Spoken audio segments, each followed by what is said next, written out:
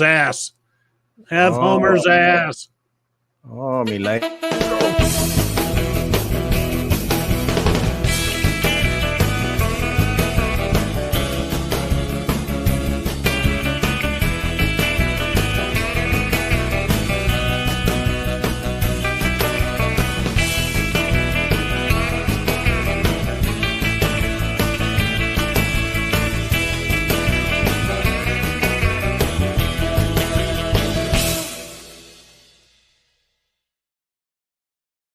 Cha-cha-cha.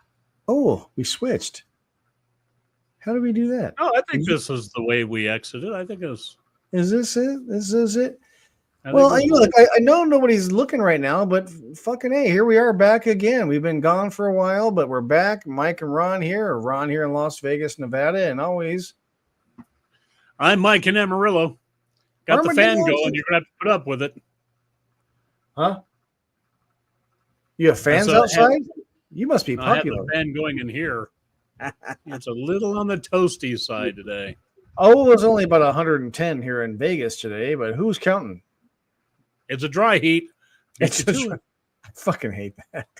I beat you to it. It's a dry heat. It's a fucking heat. I don't care. It's a heat.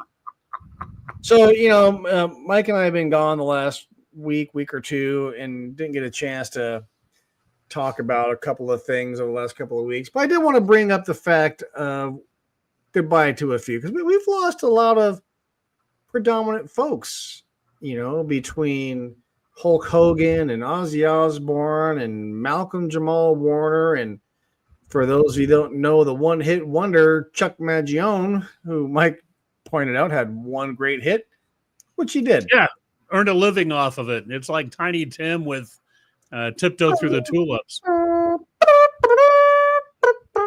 Feels so good. Except for he had a great role in King of the Hill. Chuck? Yeah. Oh, yeah. Chuck Mangione was kind of a fixture in King of the Hill. No way. Yeah. Yes way. Did not know that. Yeah. Did I see they have a new King of the Hill coming out? Dude, season 14. Get in the now. I've watched about 5 episodes of it. It's kind of hard to wrap my mind around. I have to ask, Mike, is Bobby still whacking in the shed? Bobby was never off whacking in the shed. I think Bobby did that in the bathroom. I don't think he's ever had an episode where he was off. What did I tell you boys about whacking in my shed? But Bobby is full grown now. I know. I saw the preview for it, and I'm like, okay, it's just a little odd. Yeah, it's a little hard to wrap my mind around, but that'd be like seeing a grown Bart Simpson. I don't think I could handle that. Yeah, I don't want to see a grown Bart Simpson. No interest in it. No. But I do have an interest. I think we've talked about this before. I do have an interest in going to see the new Naked Gun with Liam. Oh my God, I can't. It's on Netflix. You can rent it on Netflix. I want to see that. Yeah, I really want to see this. I had to ask Michelle. I'm like, who's the blonde chick in the show? She goes, that's Pamela Anderson. I'm like, Pamela Anderson. I'm like, no, the ugly blonde chick. Who is that? Yeah. Who's that old lady? Sorry, Pamela. Sorry. Yeah, what? I guess they're bumping uglies. I guess I don't know. There's word of them going around. I think they just kind of get along. Just dig each other. I don't know about the ugly bumping, but the rumor of Liam Neeson is from the women in Hollywood. He's hung like a mule. Well, yeah, I'll leave that up to the Hollywood women. I'm only interested in his humor. Well, as well as I do, Leslie Nielsen, who was the original actor in that, Frank Drebin, was actually a theatrically trained actor. He did theater before he ever did but the part he played in that was just iconic. I mean, iconic. Oh, they all were. Oh my God, he is hilarious. Him and George Kennedy. The O.J. Simpson parts of it were just great. Yeah, it's but I think that's why I fought with myself about, do I really want, because I'm such a purist.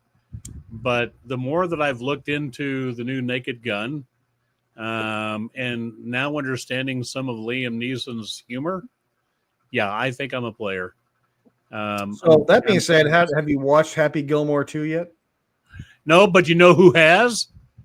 My lovely and beautiful wife has seen it. Dude, I've watched it twice. I love it. She says it's hilarious. It's great. It's fantastic. Well, Both his daughters and his wife are in it. All the old players are in it. Yeah, and and I'm the same way. The words that came out of my mouth before I watched it were, "Don't fuck this up." Yeah, exactly. I mean, that gets me. It's just such a 30 years ago, it was just such an iconic movie. It quotes for days off of that movie. But Price is right, bitch. Great. No, the price is right, bitch. Price is wrong, you want bitch. a piece of me? I don't want a piece of you. I want the whole. Did you read where Bob Barker? The only reason he agreed to do the fight scene, or the only way that he would do it, is if they let him do it. They didn't want. He wanted to be in the fight scene. Good for him. Yeah. Bob was a badass, man. It was pretty awesome. Him. Yeah. Good for him. Speaking of badasses, I want to digress back to goodbye to a few. Ozzy Osbourne. I've been a fan of Ozzy since Black Sabbath days and there and past, and this cat does a full on goodbye concert and dies 2 weeks later. I mean, what more of a goodbye can you give to your fans? I mean, it was just fantastic. Yeah, it kind of makes me wonder if maybe they didn't know, like at least within his inner circle, he's not going to last much longer past this. Yeah, I've had people ask, "Were you?" No, I wasn't a Black Sabbath guy. But I knew who Ozzy was. But I picked up Ozzy in a lot of his solo stuff because I think his solo stuff tended to be better than the Black Sabbath stuff. Oh, I agree. Yeah, because I agree. When the Bark the Moon came out, that era, and we're talking late 80s, maybe. Bark of the Moon, I think, would have early been 80s. Yeah, earlier. I think. Yeah, but and I hate to admit this, and laugh if you want, but I was digging Ozzy Osbourne, and I didn't know he was the lead singer of Black Sabbath. I'm like, this dude's cool. I was still a fan of Black Sabbath, but I had no idea they were the same person. Yeah, I didn't pick him up until his solo stuff. I really enjoyed. I mean, like My Mom Coming Home. Oh, dude, my favorites. There's War Pigs was probably Black Sabbath, probably one of my favorite Black Sabbath songs. My Mom Coming Home, Crazy Train. Then there was another one. God, I can't think of the name of it. Yeah, stop trying to cheat. I see you looking at your computer monitor. No, I'm looking at the people that died over here, but it is. But there was just so many of them, and the thing that a lot of people, and Mike, you've been in radio for so long. You've been around celebrities your whole life, and Ozzy wasn't the person that people perceived him to be. He was just a down to earth kind of cat, just great attitude, real family man. His grandkids said, I don't know him as that. He's just grandpa. Yeah, I think that happens to a lot of those cats as they get older, and maturity kicks in. I think you see that with like Paul Stanley and Gene Simmons. I think they've come to the understanding of, did we partake of, all the accoutrements that rock and roll provided in the early age? Yeah, sure they did.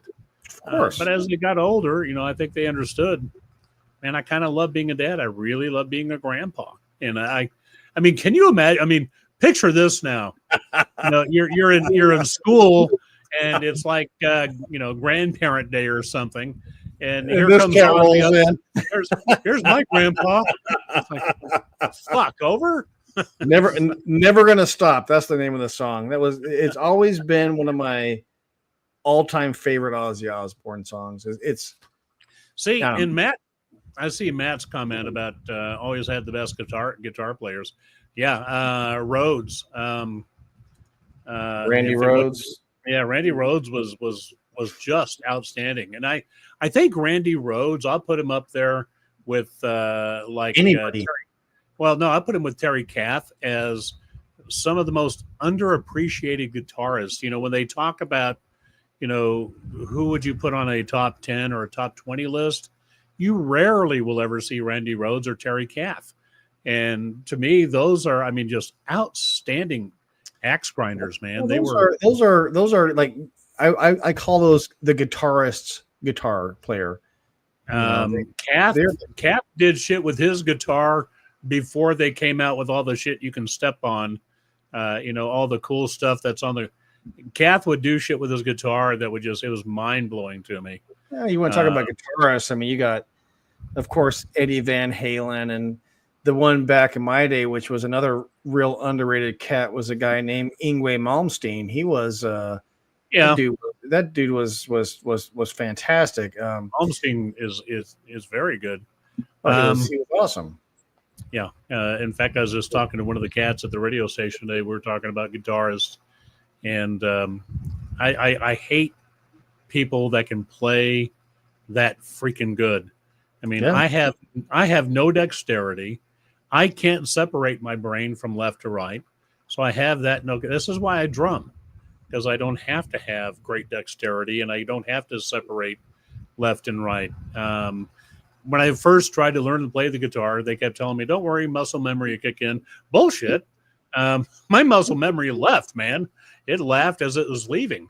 I don't have that skill. It left like this. I love people that can play guitar. Orianthi. One of my go-tos is a girl named Jackie Vincent, and she's outstanding. If you haven't guessed by now, I'm kind of a fan of the axe. I think that you and I could both agree that one of the best ones that ever played the game was Stevie Ray Vaughan. SRV.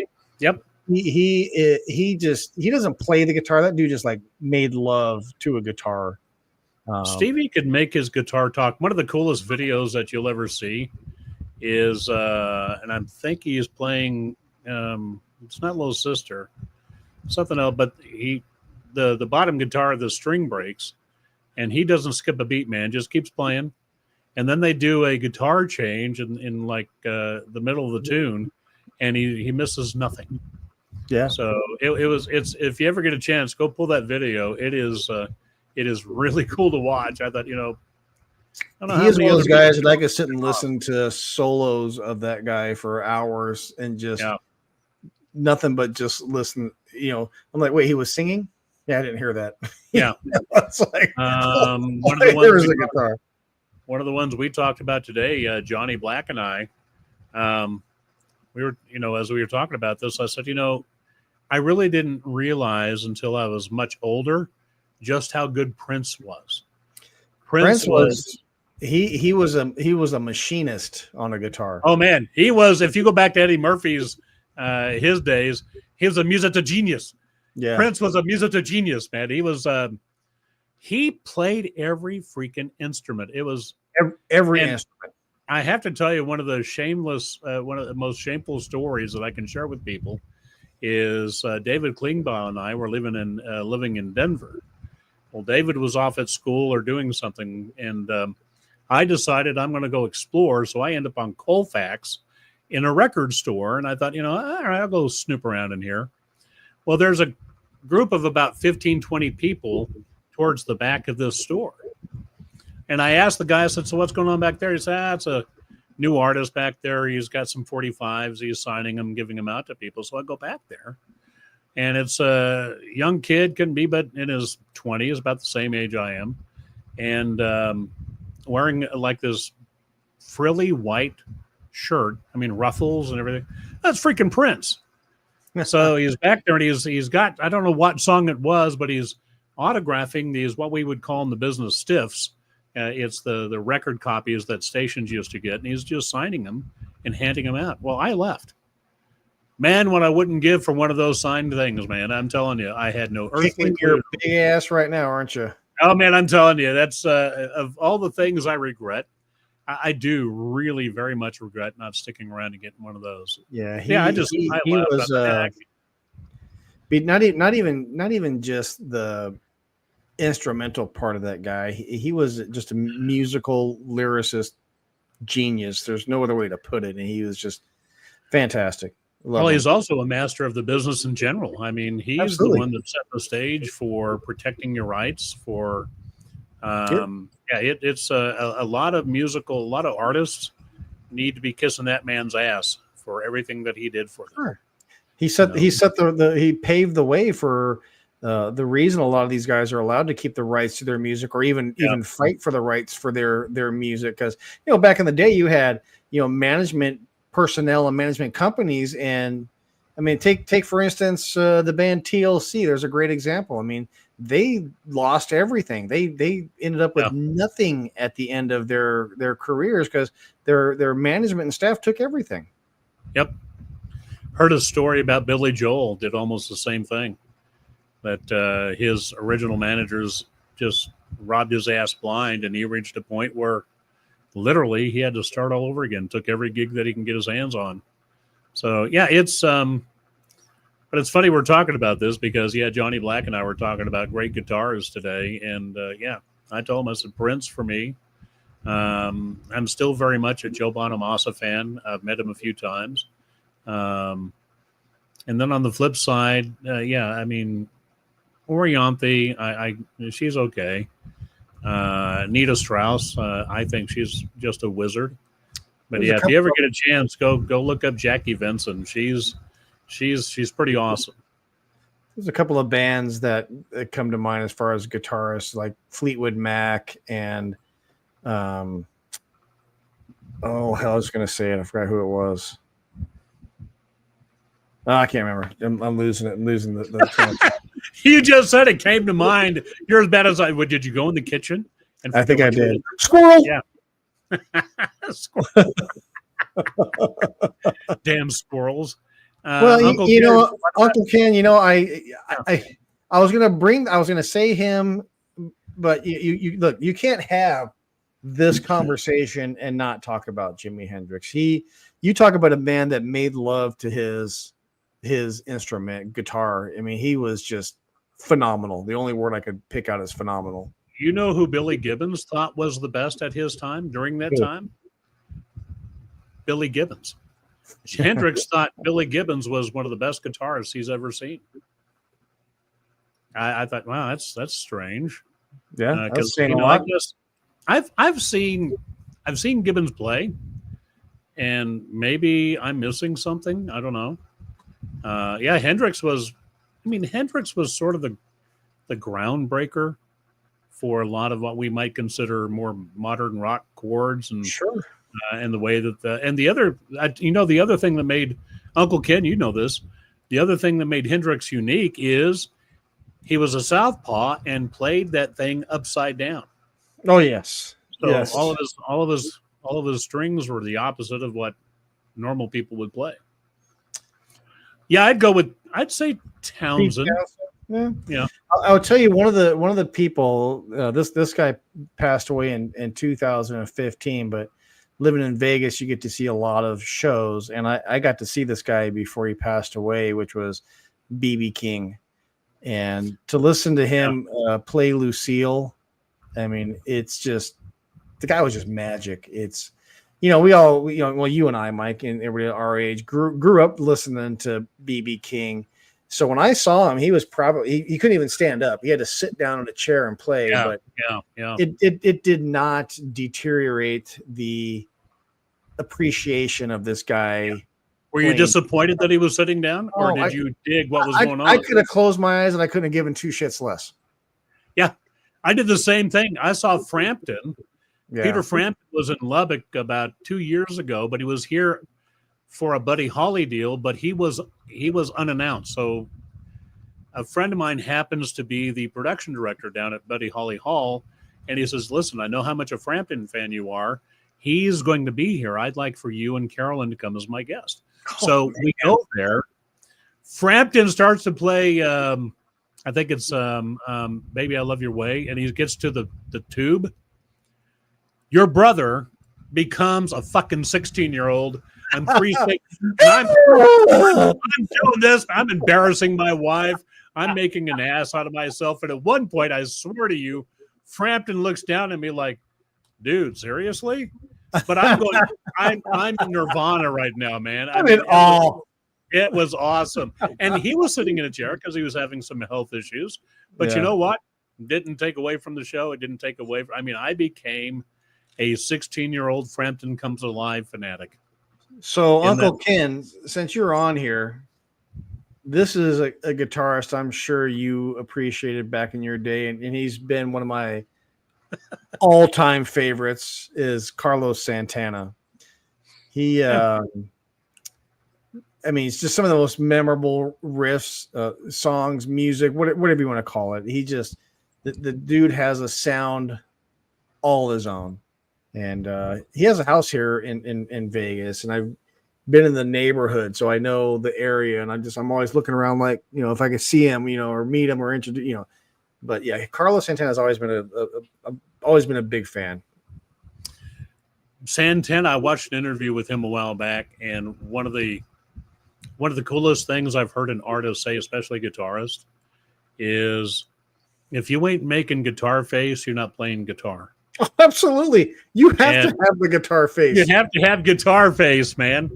And I'm telling you, I've seen some cats make some wild faces, and I just go back to that Santana thing. That if you is ain't great. making guitar face, you ain't playing guitar. That is a great saying. I love That's it. outstanding. I love it. So yeah, whenever I'm watching, I'm thinking, all right, we're not really playing because I don't see guitar face.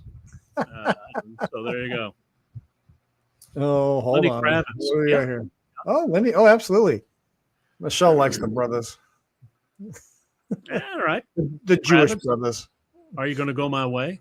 Lenny Kravitz. American Woman. Oh, I Stay love his with version. me. Oh, great version of it, isn't it? Love it. Just that. How did hit. you? Just that. I hit. watched it. Damn. Boom. I watched a deal with Burton Cummings. It's been 4 or 5 months ago. You know what the story behind American Woman is? It's really funny. So they're all from Canada. They're doing a gig in Canada, right? So Burton Cummings is outside. I don't know if he's having a cigarette, what he's doing. But the band is on stage, so they're coming back from a break. Burton Cummings is talking to somebody, and he says, "Oh no, I've got to go. The band's up there. They're playing some, you know, they're letting me know I need to get up there." And so I think it was Bachman, Randy Bachman's up there, and everybody, they're just playing. It's not a song.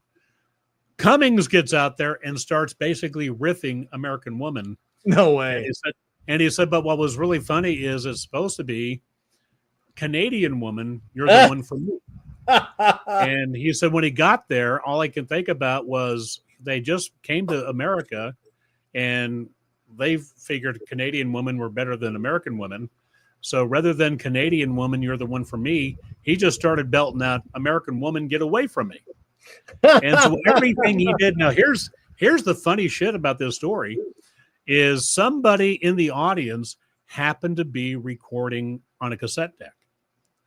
Had this person not recorded it, Cummings says none of us would have remembered what we did. No. He said, so it's just by a freak chance that somebody recorded that. And that's how American Woman came about. And I think it's a great story. It's a Canadian woman. You're the one for me. And he says, I got up there and started thinking, freaking American women, get away from me. Well, you know, Uncle Ken, what I mean by in your days, I mean you're old, is what I meant to say. Yeah, well, he was sitting at the table with me at the wedding reception. And so Nicole, our cousin, is sitting on my right side, and I don't think Uncle Ken heard this. So Nicole leans over to me and actually says this. "Hey, Mike, just so you know, I've been telling everybody I'm Matt's favorite cousin." And I thought, well, son of a bitch. So the only thing I could come Well, up with, they all know it's me. So the only thing I could come up with was, yeah, well, I'm the oldest. And then it dawned on me, well, shit.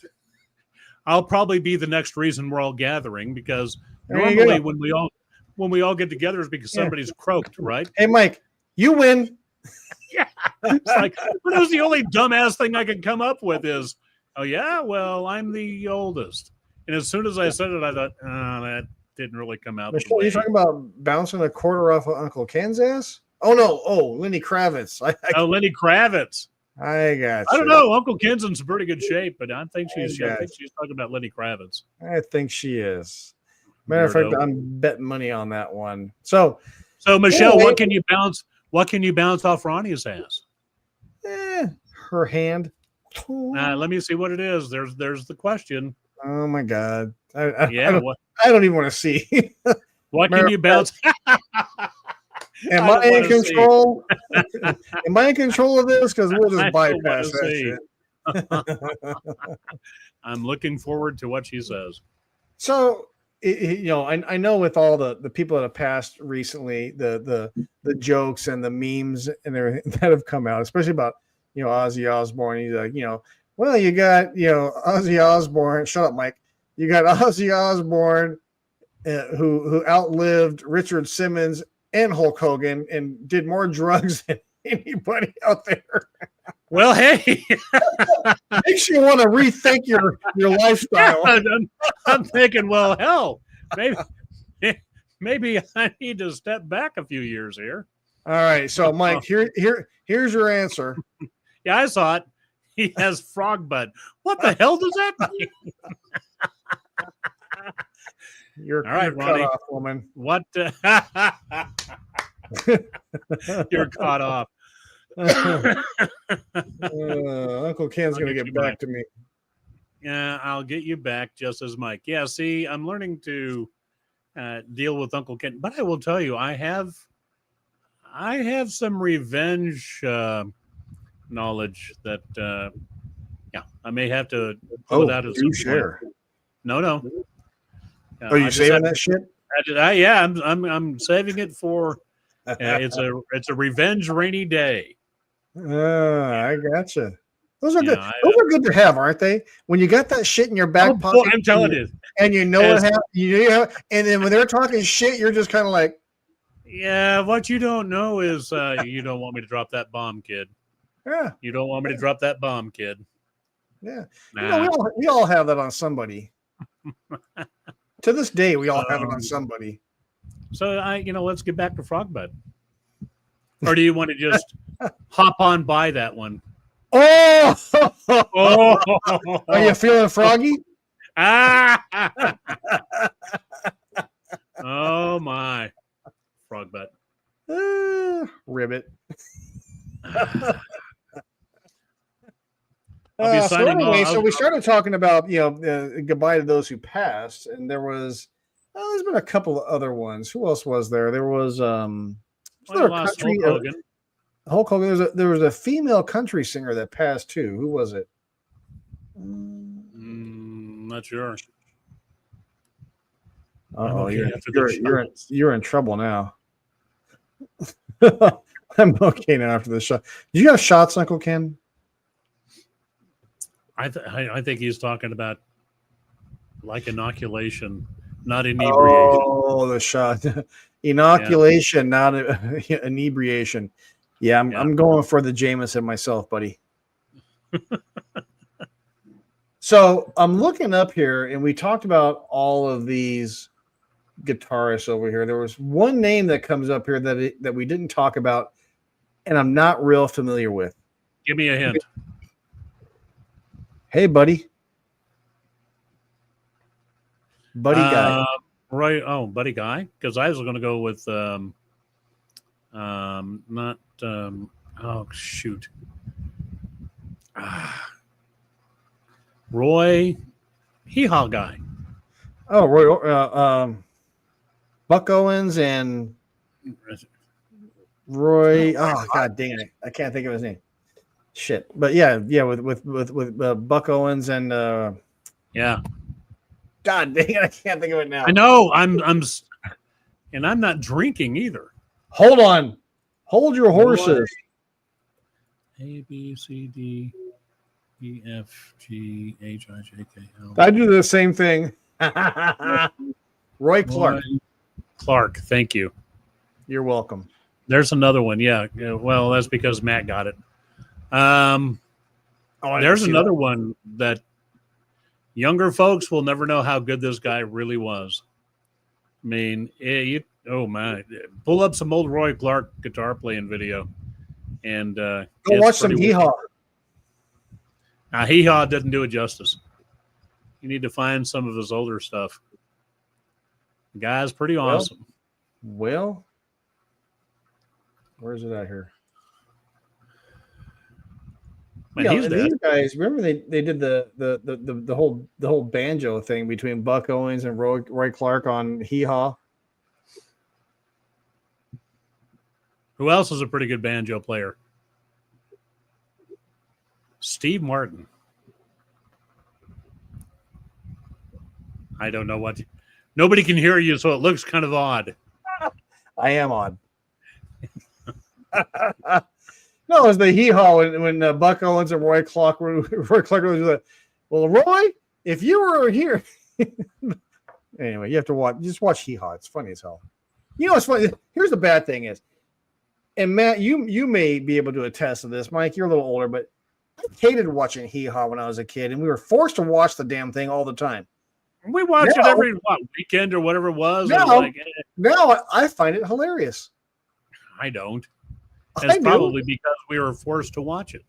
The only thing I don't find hilarious that we were forced to watch is Lawrence Welk. Fuck that guy. I'm not there either. And now here's a beautiful Bobby and a sissy. Yeah. To do the dance of the pleasure. Yeah, I think I'd rather watch. I'd rather watch dreams to you. Here's a wish and a prayer. And a prayer. Flea is a great bass player. We've moved to bass now. Well. Flea is I will admit, Flea's a good bass player, yes. He's a very good bass player. And I doubt that he has frog butt. Okay, enough out of you, psycho. Hated it and don't care for Donnie and Marie. Fuck Donnie and Marie. Matter of fact, he's playing here in Vegas, and I'm like, no, I don't care. You and your purple socks. I don't care. No, thank you. Now, I will tell you, I wasn't a big, huge Donnie fan, but yes, you were. Shut up. Singing "Puppy Love," endeared me with the women. And they called it. But Puppy when Love. He came out with "Soldier of Love," it was weird because nobody knew who the hell it was. Nobody knew. We were playing it in Tennessee. I thought, shit, this song's good. Because they wouldn't tell you who it was. Real good. Yeah, we didn't learn until like weeks later. It's freaking Donny Osmond. Yeah. Donny Osmond. Gay. He's not gay. He's my. So, all right. Well, who else is on your dead list? Let's pull up my dead list. Hogan, Ozzy Osbourne, Michael Jamal Warner. And that's the thing about Michael Jamal Warner that really sucked is he died swimming in the ocean with his. How old was she? Like 10-year-old kid, 8-year-old kid. Yeah, she wasn't very old. No, I'm like, good God. Yeah, riptides they're just Chef Anne Burrell. She's the one that passed away. Yeah, that was an odd one. And in full in full transparency, and I'm going to be brutally honest here, I thought Anne Burrell was a lesbian. And she was not. She was married. I think it was her second marriage. And by all accounts, one of the sweetest women that you'll ever want to meet. Really? Not that, I have anything against lesbians. It just, for me, it was a very humbling thing for me. And shame on me for the way that I, instantly look at somebody and try to stereotype them. Lonnie But- Anderson. but you- Lonnie Anderson. Oh yeah, Lonnie Anderson. WKRP in Cincinnati. I wouldn't know anything about that damn show. Oh, fuck off. You know, it was. As a matter of fact, I was listening to the radio station here in Vegas, and they said it's a sad day for all radio stations around the world. Because Lonnie Anderson passed away. Lonnie Anderson Yeah. like, dude, she was that show. I mean, Yeah, any I don't phone think calls? there's Any a phone WKRP. calls? No. Any messages? No. Lunch? You're married. Tomorrow? Again, no. She was. Who talked her into doing that part? She was Who knows? smoking hot. Who was for the that show. genius that brought her on? Hey man, that's what I mean. I mean, just. And again, I apologize. You know, Mike apologized for the lesbian thing. I'm going to apologize for the dumb blonde thing. But she was just the dumb blonde of the show. But she was fucking hilarious. Oh, she was very funny. But I also think she was funny in Night at the Roxbury, where she played the mom.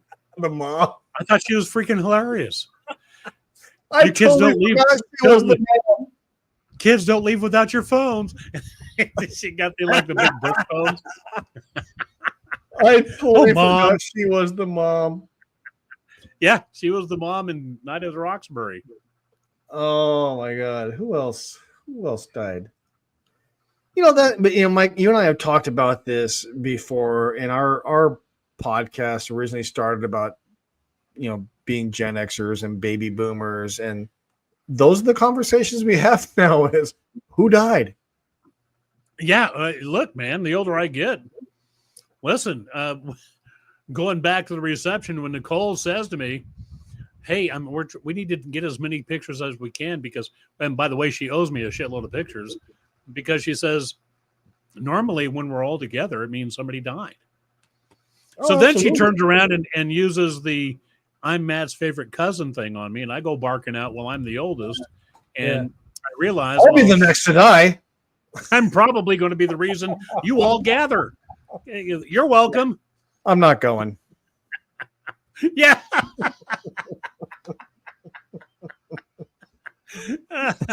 I'm not going. He's not going to know if I'm here or not. Fuck that guy. That'll learn him for skipping 2 podcasts. Yeah. I don't believe it. I want to see the body. Oh, God. Did you see what he wrote? As old as I am, I might be able to have lunch with Lonnie's. You still got to get 20 years, Uncle Ken. I kind of doubt it, man. I kind of doubt it. You keep asking me about that damn tree, and it could be arranged. You know, the sad thing is, Uncle Ken, out of the 3 of us, you're probably the healthiest. Oh, I know he is. Hell, I know he is. I'm sorry I missed you, Uncle Ken. We just had so much going on with volleyball tryouts for the kid and my business. We're just slammed busy right now. And Kat was so sweet though. She messaged me on social media and I said, hey babe, I'm so sorry I couldn't make it. And she's like, I guess that just means we have to come to Vegas. Like, fuck, anytime. Anytime. Yeah, don't talk about it, be about it. Do it. Don't threaten me. Just do it. So people that died, I mean, there was a lot of it. Those are the because main ones. An uplifting show tonight. Let's talk about It is. It's very uplifting. You know, we had actor Tom Toop died at 97 years old. Believe that? Who lives to be 97? That guy. Alan Bergman. Oh, don't go there. I was not. Mike was really trash. I'm sure he was. I mean, he's a bit of a shit talker. I get it. Deny. Uncle Ken is. Uncle Ken, tell me what he was saying. Rat him out right now. He's telling an untruth.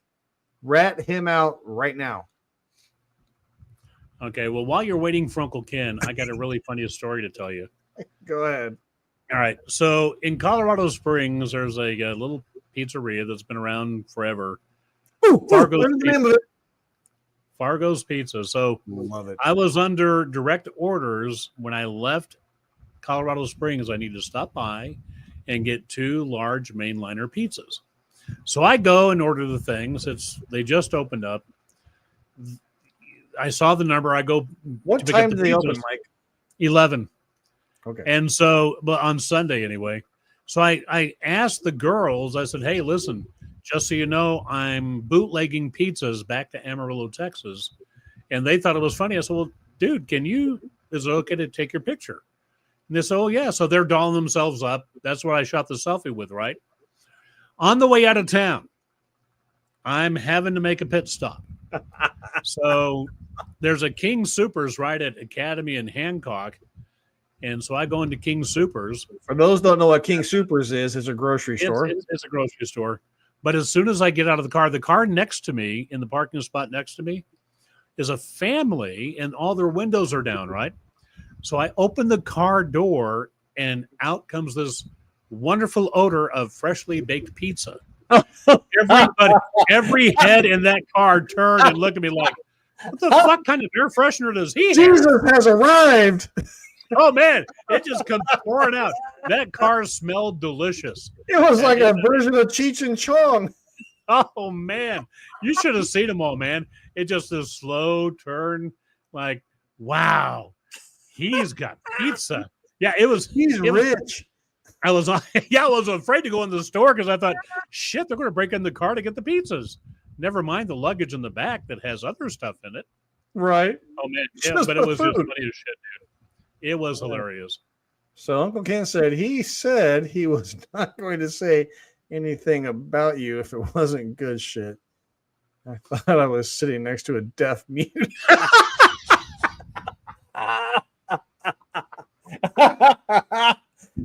Is that true, Mike? Is that what happened?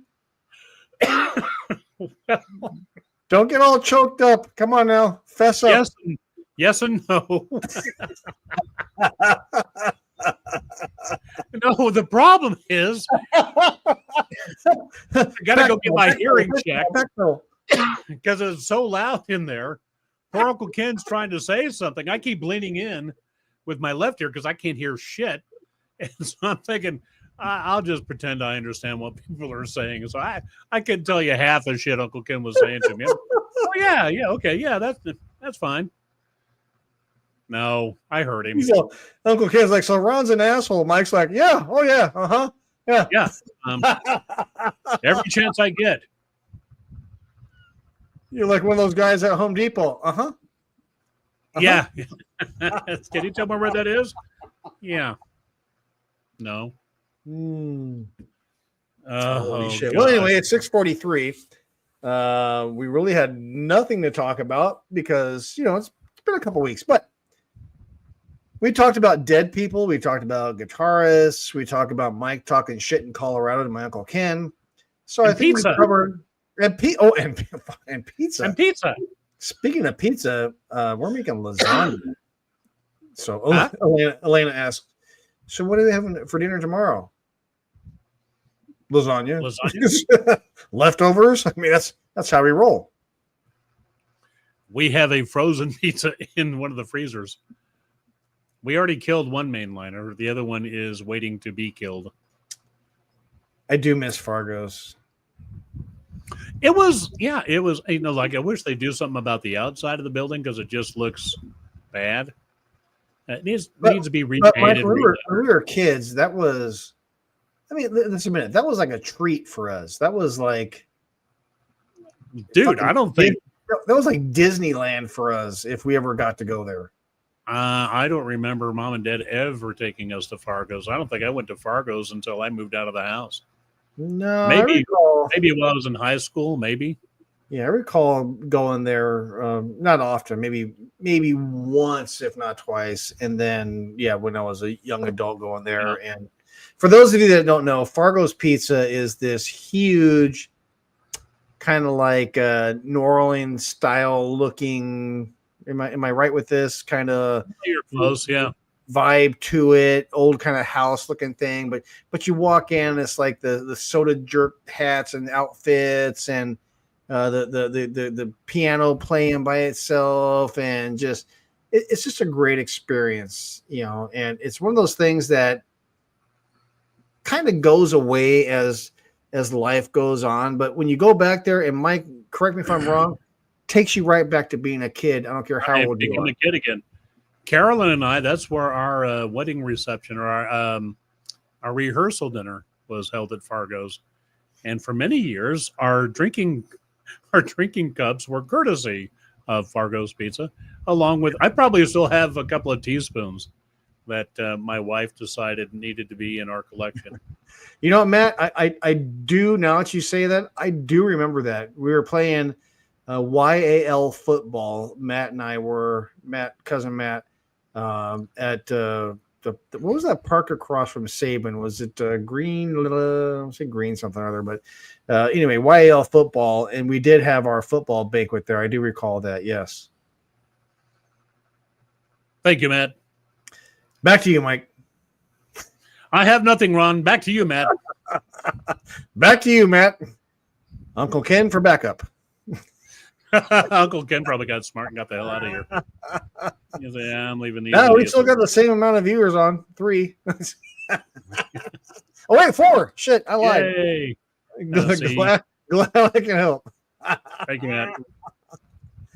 Which I still need to get up to his place because I think it was Friday. Was it Friday night? He invited me to the house. He was going to make me an old fashioned. And I will tell you, cousin Matt's got quite the I saw it. Liquor cabinet going on. He sent me a picture of it. I was definitely jealous. Yeah, but I think Friday night I may have been on the verge of being overserved at that point, and I thought, no, I think I need to go to bed. It would be a good thing for little Michael to go to sleep. There you go. It happens. And that's what he did. It happens. Well, Matt, I look forward to coming to your house. You can make me an old fashioned, and not much of a whiskey drinker, but you know what? Damn it, I will take one for the team. I love a good old fashioned. Yeah, you are old fashioned. Well, and I am, and I'm damn proud of it.